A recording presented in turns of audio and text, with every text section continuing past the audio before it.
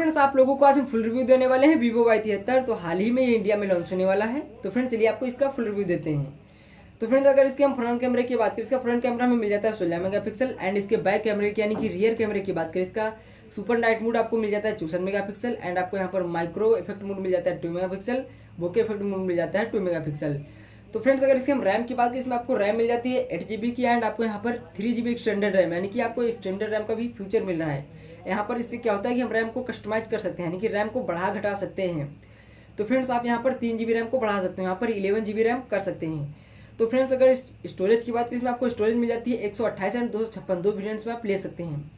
तो friends main बात आती है प्रोसेसर। तो इसके प्रोसेसर की बात करें, इसमें आपको प्रोसेसर मिल जाता है हेलो मीडियाटेक G95, जो प्राइस के हिसाब से प्रोसेसर सही लगा।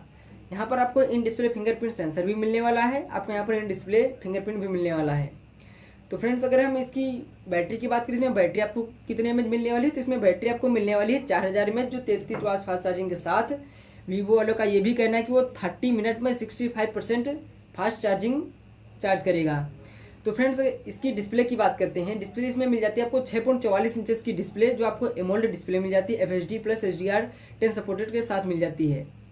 तो फ्रेंड्स ये प्राइस के हिसाब से हमें सेट सही लगा। ये आपको 4G सेट मिलने वाला है, 5G नहीं है। तो ये इसके प्राइस की बात करें, इसका प्राइस हमें मिलने वाला है 20,000 रुपये के आसपास इसका प्राइस आने वाला है। तो ये हाल ही में इंडिया में लॉन्च होने वाला है। तो फ्रेंड्स ये वीडियो आपको कैसी लगी चैट सेक्शन में बताना ना भूलिएगा। तो फ्रेंड्स वीडियो को लाइक करो एंड हमारे यूट्यूब चैनल को सब्सक्राइब करो। तो फ्रेंड्स मिलते हैं इसी एक और वीडियो में। इस वीडियो को दोस्तों का शेयर करना तो एक बार बनता है।